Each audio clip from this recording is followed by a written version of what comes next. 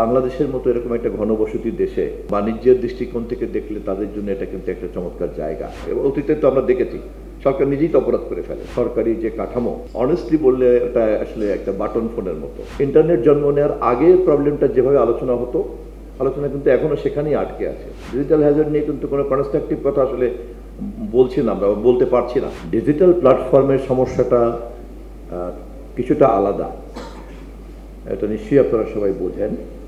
যেটার উপরে একমাত্র টেক জায়ান্টরা ছাড়া আর কারোই তেমন কিন্তু ওরকম নিয়ন্ত্রণ নাই, অথবা বিটিআরসির মতো প্রতিষ্ঠান।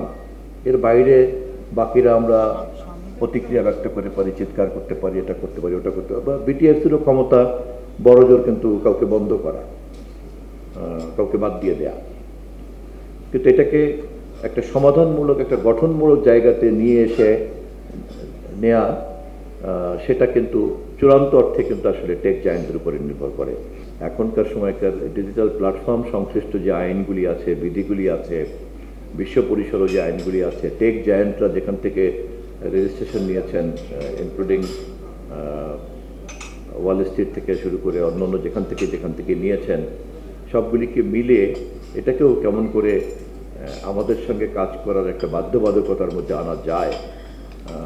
ইতিমধ্যেই আপনারা নিশ্চয়ই দেখেছেন যে মার্কিন যুক্তরাষ্ট্র সহ উন্নত দেশগুলির বহু জায়গাতেই তাদেরকে বহুবার কিন্তু শাস্তির আওতায় আনা হয়েছে এবং তারা এ ব্যাপারে বহু অর্থদণ্ড দিতে হয়েছে।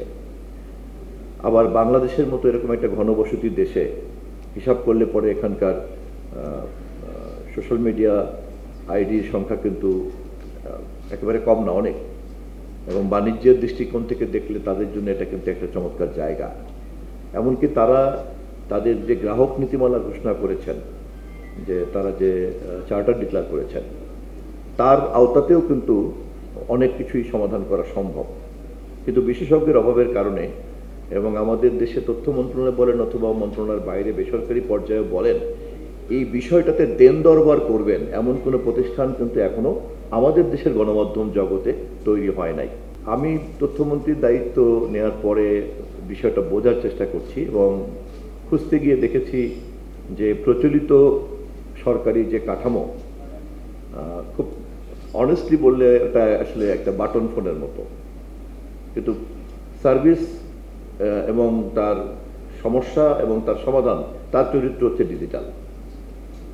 তো ফলে সমস্যাটা কিন্তু কিভাবে সমাধান করব তা না, সমস্যাটা হচ্ছে যে এই সমস্যার সমাধান করার জন্য বা সমস্যাটা বোঝার জন্য যে প্রস্তুতি, সেটা আমাদের আছে কিনা। আমরা যারা সমস্যা নিয়ে কথাবার্তা বলার চেষ্টা করেছি, বেশিরভাগ ক্ষেত্রে আমি দেখেছি যে ইন্টারনেট জন্ম নেওয়ার আগে প্রবলেমটা যেভাবে আলোচনা হতো, আলোচনা কিন্তু এখনো সেখানেই আটকে আছে। আর ডিজিটাল হ্যাজার্ড নিয়ে কিন্তু কেবলমাত্র রিয়াক্টিভ কথা হয়। ডিজিটাল হ্যাজার্ড নিয়ে কিন্তু কোনো কনস্ট্রাকটিভ কথা আসলে বলছি না, আমরা বলতে পারছি না। খুবই স্বাভাবিক, বিকজ বিগ প্লেয়ার হচ্ছে টেক জায়ান্টরা। এক্ষেত্রে আমার একটাই বিনীত আবেদন থাকলো যে একটা সম্মিলিত স্টাডির মধ্যে আমরা যেতে পারি কিনা, এবং তারপরে সেখানে আমরা পরবর্তী কাজগুলি করতে পারি কিনা। এবং এই সব কিছুকে মাথার মধ্যে রেখে দেন আমরা অবশ্যই একটা তো গণমাধ্যম কমিশন লাগবেই।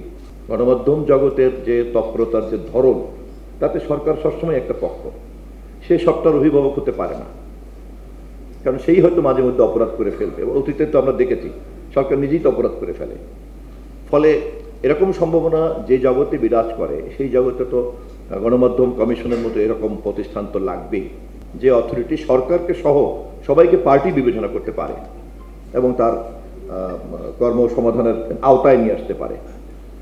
তো যাই হোক, আমি এই জন্য একটা আবারও কথা না বাড়িয়ে আমি মনে করি যে আসেন আমরা সবাই মিলে কীভাবে কাজ করতে পারি, বিশেষ করে নওয়াব, এডিটর্স কাউন্সিল এবং সাংবাদিক নেতৃত্ব যারা, এই বিশেষ করে এই তিনজন অংশীদার, তাদেরকে সাথে নিয়ে কাজ করা। এবং এর বাইরে বাদা গণমাধ্যম বিশেষজ্ঞ আছেন, আপনাদের দৃষ্টিতেই তারা আরও বেশি ধরা পড়বেন বা চিহ্নিত হবেন, আমরা তাদেরকেও যুক্ত করতে পারি। এবং পুরো ব্যাপারটাতে তথ্য মন্ত্রণালয়ে আমরা ফ্যাসিলিটেট করতে রাজি আছি এবং আপনাদেরকে সব ধরনের সহযোগিতা দিতে রাজি আছি।